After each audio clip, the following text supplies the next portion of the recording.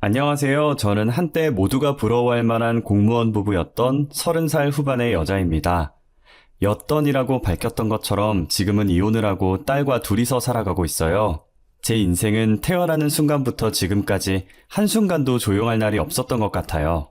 저는 어렸을 때 부모님이 돌아가셨고 돌봐줄 가족이 없어서 보육원에서 자랐어요. 보육원에서 지낸다고 학교 친구들이며 어른들이며 제게 손가락질도 하고 불쌍한 아이라며 안타까운 시선으로 바라보았지만 아랑곳하지 않았어요. 저는 공부만이 살 길이라고 생각했고 그때부터 공부를 죽어라 열심히 했어요. 우리 다현이는 나중에 뭐 하려고 이렇게 공부를 열심히 해? 아직까진 딱히 하고 싶은 건 없는데 일단 해두는 거예요. 공부를 해야 월급 많이 주는 회사에 다닐 수 있으니까요. 돈 많이 벌어서 뭐 하게? 뭐 필요한 거라도 있는 거야? 저를 무시하는 사람들 코 납작하게 해주고 싶어요. 꼭 성공해서 돈도 많이 벌고 당당하게 살 거예요.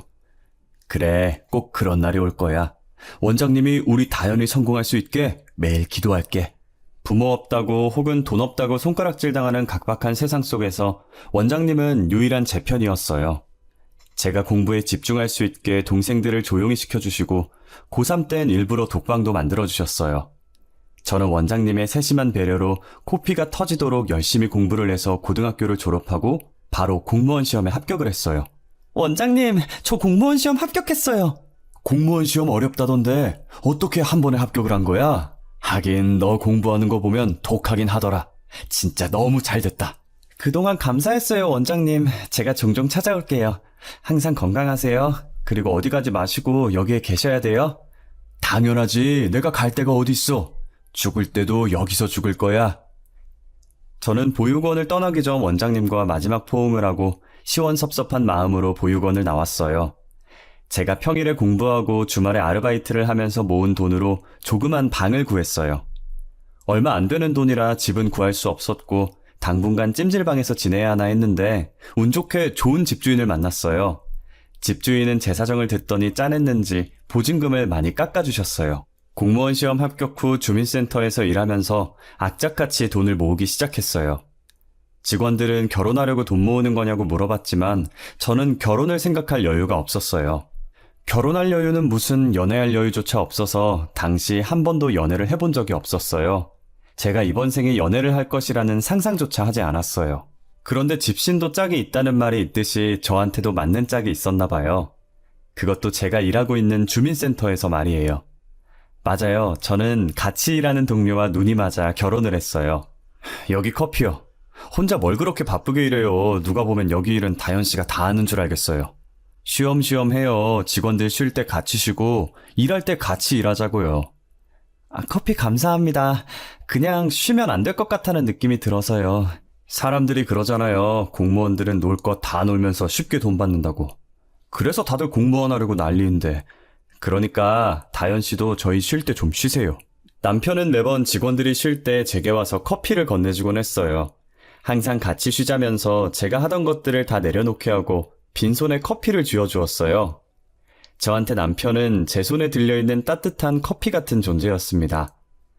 어느 순간부터 남편을 보면 가슴이 떨리더니 눈도 제대로 못 마주치겠더라고요. 남편은 제가 계속 허공을 보고 이야기하자 내 얼굴을 붙잡고 자신과 눈을 마주치게 하더라고요. 사람 눈을 보고 이야기해야지. 왜 계속 딴 곳을 보고 이야기해요? 제가 저기 있어요? 그런 게 아니라 너무 떨려서. 뭐라고요? 잘 안 들려요. 그렇게 작게 말하면 제가 어떻게 알아들어요. 다시 말해봐요. 방금 뭐라고 했어요? 지성 씨만 보면 떨린다고요. 됐어요? 저의 갑작스러운 고백에 남편은 아무 말도 못하고 제 얼굴을 잡은 채로 눈만 꿈뻑이더라고요. 그래도 직원들이 간식 사러 다 밖에 나가서 없는 상태라 제 고백을 들은 사람은 남편뿐이었어요. 타이밍 절묘하게 제가 고백을 하고 30초 뒤에 직원들이 우르르 들어오더라고요. 둘이 뭐해? 지성씨는 왜 다현씨 얼굴을 붙잡고 있어? 둘이 뭐야?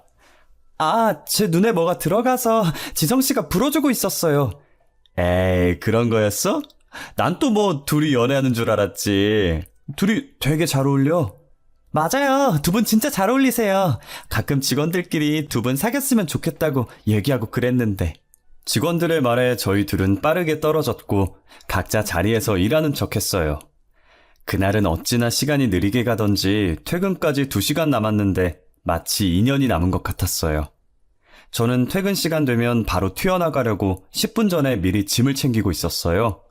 그러다 퇴근 시간이 됐고 그대로 가방을 들고 뛰어나가려는데 남편이 뒤에서 부르더라고요. 저는 그대로 굳어서 대답도 안 하고 가만히 앞만 보고 서 있었어요. 뒤에서 누군가 다가오는 소리가 들렸고 남편이 제 옆으로 와서 멈추더라고요. 가만히 서서 뭐해요? 가요. 계속 여기 있을 거예요? 아, 네네. 가야죠. 그럼요. 저는 남편의 말에 어색하게 웃으면서 뒤를 따라갔어요. 남편을 따라 도착한 곳은 회사 근처에 있는 산책로였어요. 남편이 앞에 있는 벤치에 앉더니 자신 옆에 앉으라는 듯 손으로 옆자리를 툭툭 치더라고요.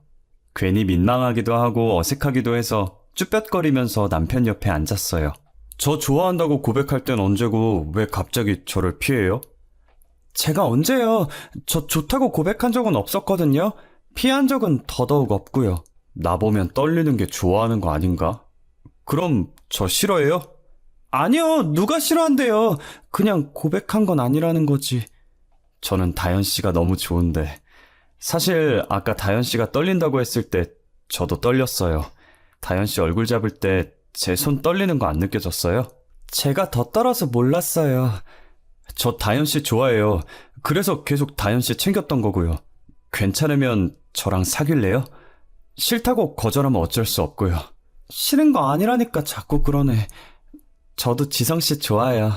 저는 괜히 흙을 발로 차면서 남편의 고백을 받아주었고 그렇게 사내 연애로 발전하게 되었어요. 저희는 연애하면서 한 번도 싸운 적이 없었고 3년 정도 연애를 하다가 결혼을 했어요. 제가 부모님이 없으니 상견례는 하지 않았고 남편 부모님께 인사드린 게 다예요. 시부모님은 처음 봤을 때부터 되게 따뜻하고 좋은 분이셨어요. 신혼여행을 다녀와서 인사를 드리러 갔을 때 제 친부모처럼 느껴질 만큼 저를 따뜻하게 대해주셨어요.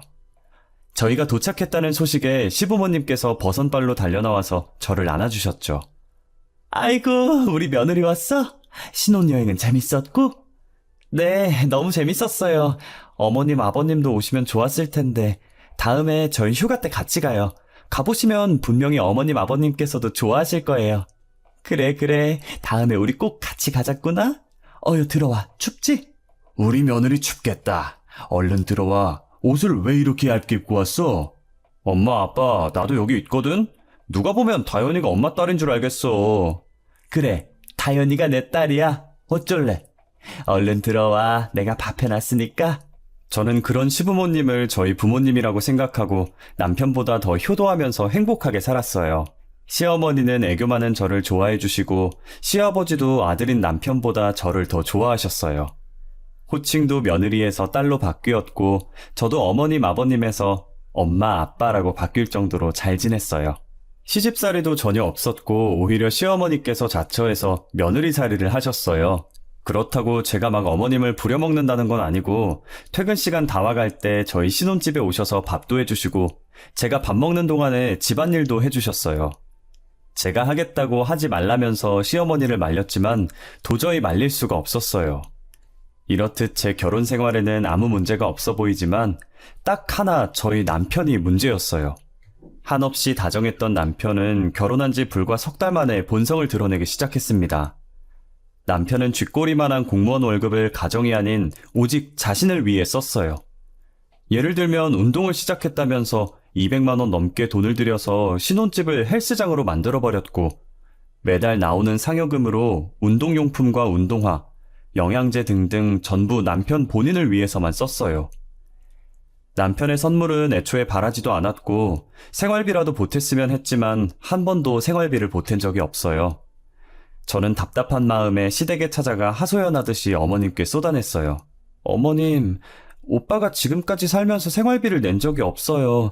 항상 제 월급으로 생활하고 오빠는 쓰잘데기 없는 물건만 사면서 돈 낭비하고 있고. 내가 미안하다. 사실은 아들이 고등학생 때부터 사고치고 다녔었어. 그래도 뒤늦게 정신 차려서 공부하려고 하던데 이미 대학은 못 가는 성적이라 우리가 공무원 시험이라도 준비해보라고 했었거든. 아, 그랬어요? 에휴, 말도 마라. 공무원도 우리가 3년 동안 뼈 빠지게 뒷바라지해서 겨우 된 거니까. 철없는 우리 아들을 아무 죄 없는 너한테 맡긴 것 같아서 나는 너만 보면 늘 너무 미안해. 알고 보니 남편은 고등학생 때부터 사고를 무지막지하게 치고 다녔었더라고요. 고3 때 뒤늦게 정신 차려서 공부하겠다고 하는 바람에 이미 대학은 못 가는 성적이고 공무원이라도 하라면서 시부모님이 남편 공무원 준비를 열심히 도와주셨대요. 정신 차리고 직장도 잘 다니길래 결혼하고 나서는 더 잘 살 줄 알았는데 어떻게 다시 예전으로 돌아갔냐며 어머님도 한숨을 쉬시더라고요. 시어머니는 제게 몇 번이나 미안하다고 면목이 없다고 하셨어요. 이게 어머님 잘못은 아니니까 미안해하지 말라고 했죠. 내가 미안하다는 말밖에 할 말이 없구나. 너를 볼 면목이 없어. 미안해하지 마세요. 어머님이 잘못하신 것도 아니잖아요. 어머님, 저희 어머니 집 근처로 이사하면 어떨까요? 우리 집 근처로? 왜? 마음 같아선 어머니랑 같이 살고 싶은데 어머님이 저희 신경 쓰신다고 피곤해하실 것 같아서 근처에 이사와서 어머님, 아버님 자주 뵙고 쉬는 날엔 맛있는 것도 먹으러 다니고 하려고요. 그래, 그렇게 해. 나는 너 자주 볼 수 있어서 좋아. 솔직히 지금 집은 우리 집이랑 멀긴 했어, 그지? 저는 시부모님이 너무 좋아서 원래 살고 있던 신혼집을 팔고 대출을 조금 받아서 시댁 근처로 신혼집을 옮겼어요. 저희가 이사 오니 시부모님께서 너무 좋아하시더라고요. 멀리 있어도 자주 만났지만 이젠 걸어서 3분밖에 걸리지 않으니 더 자주 만나게 됐어요. 부모님이랑 자주 만나다 보니 남편도 연애 시절 때처럼 다시 돌아가는 것 같더라고요. 부모님께 잔소리 안 들으려고 행동을 조심하는 게 눈에 보였어요. 저희는 신혼을 즐기다 1년 만에 딸을 임신하게 되었어요. 시부모님은 아들보다 오히려 애교 많은 딸이 좋다고 너무 행복해 하셨어요. 저희 딸이 태어나길 저보다 더 기대하고 기다리셨어요. 그렇게 행복만 넘칠 줄 알았던 저희에게도 큰 불행이 닥치고 말았어요. 제가 출산도 하기 전에 시부모님께서 끔찍한 사고를 당하시게 된 거였죠.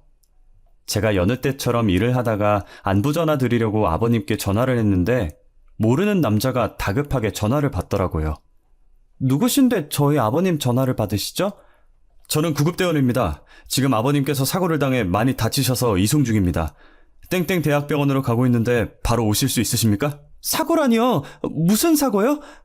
잠시만요. 제가 바로 갈게요. 저는 지갑만 챙겨서 근무지 앞에 서 있던 택시를 타고 급하게 병원으로 향했어요. 제발 별일 없으시라고, 도착했을 때 깨어 계시라고 택시 안에서 얼마나 기도를 했는지 몰라요.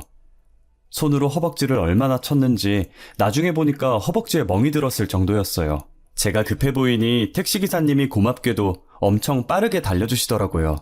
저는 택시에서 내리자마자 아버님을 찾으려고 무거운 몸으로 응급실 여기저기를 돌아다녔어요. 아버님이 보이지 않아서 아무 간호사나 붙잡고 물어보려고 하는데 응급실 문이 열리면서 누군가가 심폐소생술을 받으며 들어오고 있는 거예요. 그 뒤에 들어온 사람은 사망했는지 흰 천이 덮인 채로 들어오고 있었고요.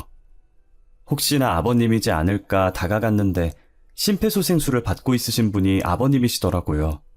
저는 소리를 지르며 같이 들어온 구급대원을 붙잡고 어떻게 된 건지 물어봤어요. 이게 어떻게 된 거예요? 저희 아버님이 왜 이러는 거예요, 네? 고속도로에서 사고가 났어요. 트럭이 옆 차선에서 끼어드는 바람에 사고가 났는데 어머님께서는 그 자리에서 바로 사망하셨고 아버님께서는 아직 숨이 붙어 계시지만 위험한 상태예요. 네? 누가 사망했다고요? 어머님이요? 저희 어머님 말씀하시는 거예요? 네, 트럭이 급하게 꺾는 바람에 조수석에 앉으신 분께서 제일 피해를 입으셨어요. 그럼 저희 어머님은 지금 어디에 계세요? 그게 지금 바로 뒤에... 아까 심폐소생술을 받으며 들어오던 아버님 뒤에 흰 천이 덮인 채로 들어온 침대 하나가 있었잖아요. 그 침대에 누워 계시던 분이 바로 저희 어머님이셨어요. 저는 떨리는 손으로 흰 천을 걷어서 얼굴을 확인했는데 저희 어머님이 맞으시더라고요. 어머님이라는 걸 확인하자마자 남편이 뛰어왔고 저는 그대로 기절을 했어요. 깨어났을 때 바로 어머님 장례식에 가려고 했지만 안정을 취하지 않으면 뱃속의 아이까지 잘못될 수도 있다는 의사의 말에 어머님 장례식을 지켜드리지도 못했어요. 저는 일주일 정도 안정을 취한 다음 시아버지를 뵈러 갔는데 시아버지는 수술을 했지만 식물인간이 되어 움직이지를 못하시더라고요. 저는 어차피 딸 출산일까지 얼마 남지 않아서 미리 육아휴직을 썼고 식물인간이 된 시아버지를 병간호해드렸어요. 한 달 후 제가 딸을 낳고도 아버님은 여전히 일어설 가망이 없어 보였어요. 그렇게 한 달이 반년이 되었고 반년이 1년이 되었어요. 이제 그만해. 당신 그만큼 했으면 됐어. 이 정도 했는데도 못 깨어나시는 거면 영영 못 깨어나시는 거야. 무슨 말을 그렇게 해. 당신 낳아주신 분 아니야? 당신은 그런 말 하면 안 되는 거 아니냐고. 자식이니까 이런 말 할 수 있는 거야. 그러니까 이제 그만 포기해. 저는 시아버지와 함께한 시간이 고작 1년밖에 안 됐지만 친부모만큼이나 잘해줬던 시부모님을 도저히 포기할 수가 없었어요. 제 친부모처럼 따뜻하게 대해주셨던 분을 또 잃고 나니 세상에 저 혼자 남는 기분이었어요. 그나마 숨이 붙어있는 시아버지라도 잃고 싶지 않았던 저는 임산부의 몸으로 아버님을 간호했었습니다. 공무원 육아휴직 3년을 전부 써서 딸도 키우고 시아버지 병간호도 병행했었죠. 하지만 3년이 지나도 시아버지는 깨어날 기미가 보이지 않았고 저는 다른 근무지로 복직해서 딸을 키우며 시아버지를 케어하고 있었어요. 그렇게 끔찍한 사고로부터 5년이 지났고 결국 시아버지는 식물인간에서 깨어나지 못하고 돌아가셨어요. 시아버지가 돌아가시던 그날 제 세상이 무너진 것 같은 기분이 들었어요. 무슨 정신으로 장례식을 치렀는지 모르겠어요. 지금도 그때 생각해보라고 하면 기억이 통째로 날아가고 없어요. 장례식을 치르고 나서 정말 어이없는 일이 일어나서 그 일 때문에 더 기억을 못하는 것 같기도 해요. 남편은 장례식을 마치고 집에 돌아오자마자 안방에 들어갔다 나오더니 제 얼굴에 종이를 던지더라고요. 주울 기력도 없어서 떨어진 종이를 내려다보니 합의이혼서라는 5글자가 떡하니 적혀있는 거예요. 합의이혼서? 이게 뭐야? 이걸 갑자기 나한테 왜 던져? 그것도 얼굴에. 적힌 그대로야, 합의이혼서. 우리 이혼하자. 이미 내 인적사항은 다 적어놨어. 당신 거만 적으면 돼. 갑자기 이혼이라니? 내가 당신이랑 왜 이혼을 해야 하는데? 나 잘못한 거 없어. 네가 잘못한 건 없지. 근데 더 이상 너랑 살기 싫더라고.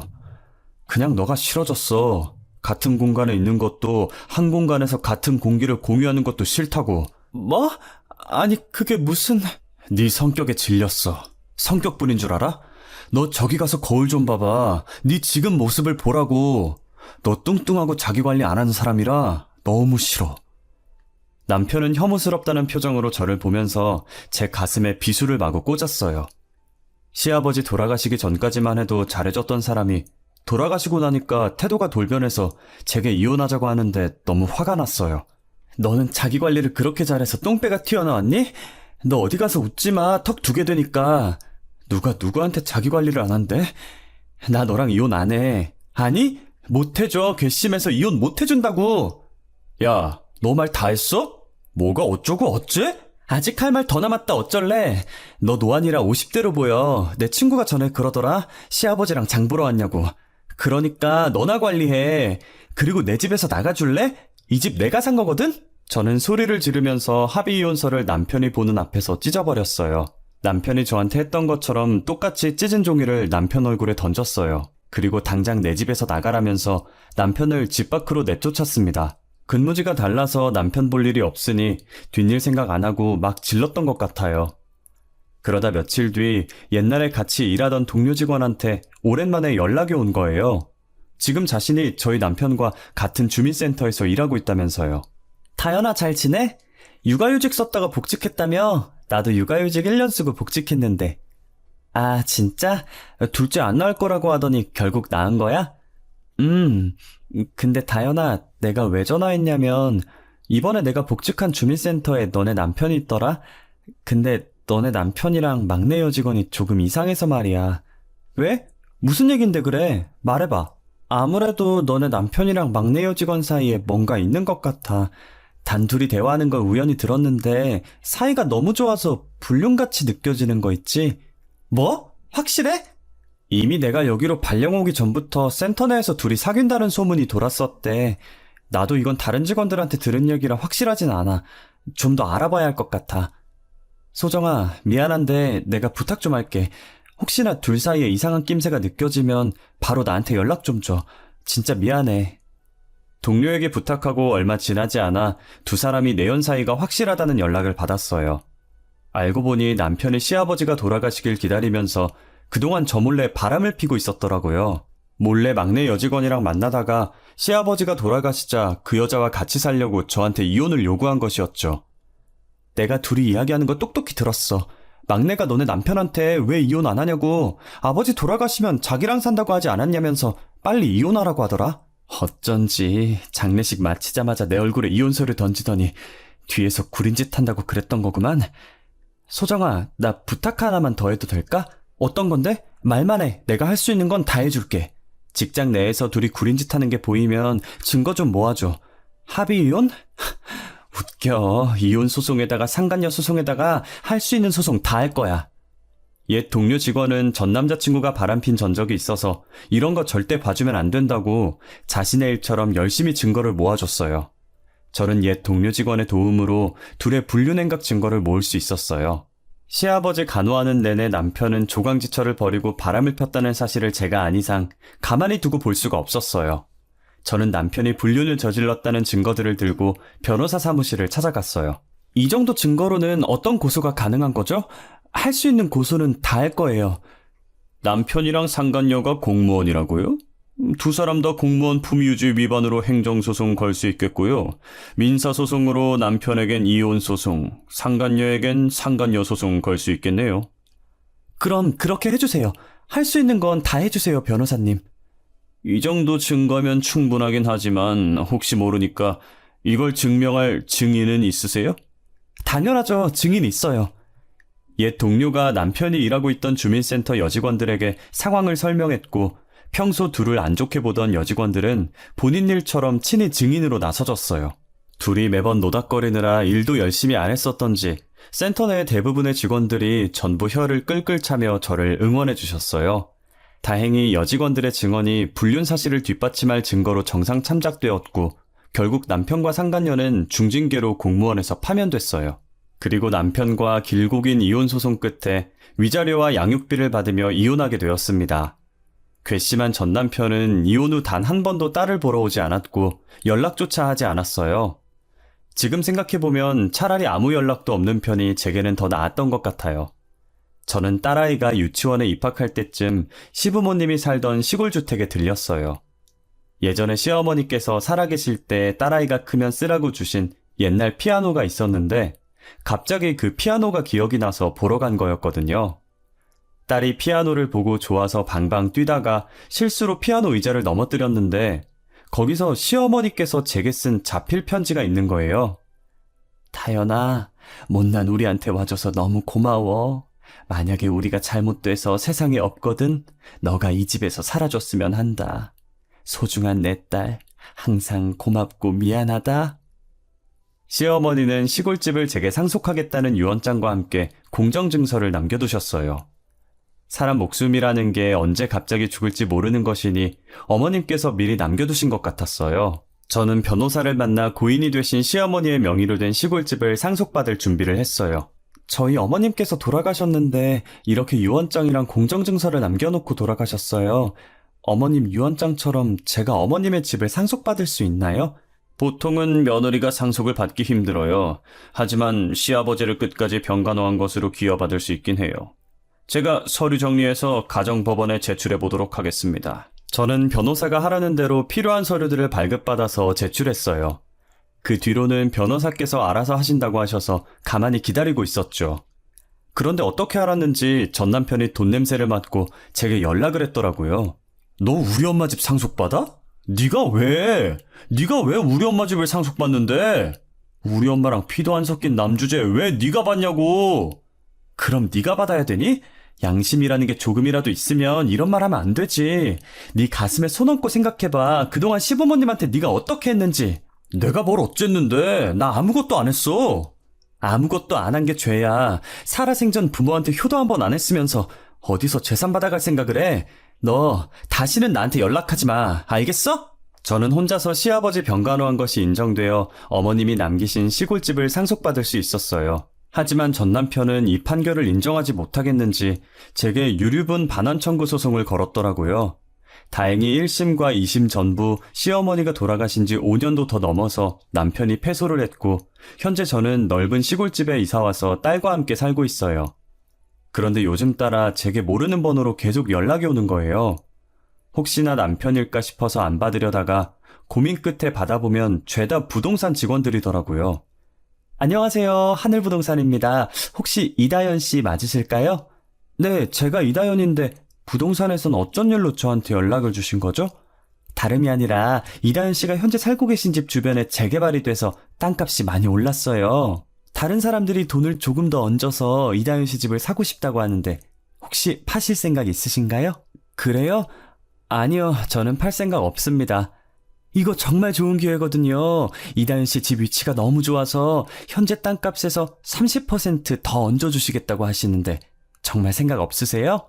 이거 놓치면 언제 또 기회가 올지 몰라요. 저는 얼마를 더 얹어주든 팔 생각 없어요. 그럼 이만 끊겠습니다. 부동산에서 계속 집 팔라고 연락이 왔지만 시어머니께서 제게 유언으로 딸아이와 살라고 하셨기 때문에 저는 시어머니 유언대로 절대 팔지 않고 딸이 어른 될 때까지 여기서 살 예정이에요. 제가 죽는 순간에도 어머니 집에서 눈 감을 생각입니다. 다행히 딸이 치료를 열심히 받은 덕분에 지금은 자폐증이 그리 심해지지 않았어요. 아무래도 자폐증은 완치가 없다 보니 다른 아이들과는 확실히 달랐어요. 그래서 유치원에 보내면서 걱정을 많이 했는데 제 걱정과 달리 순박한 시골 아이들이 저희 딸을 잘 챙겨주더라고요. 아이들에게 너무 고마워서 가끔 저희 집에 초대해서 맛있는 것도 많이 해주고 있어요. 저는 앞으로 저희 딸을 위해서 살려고 해요. 제게 가족이자 1호 보물은 딸이에요.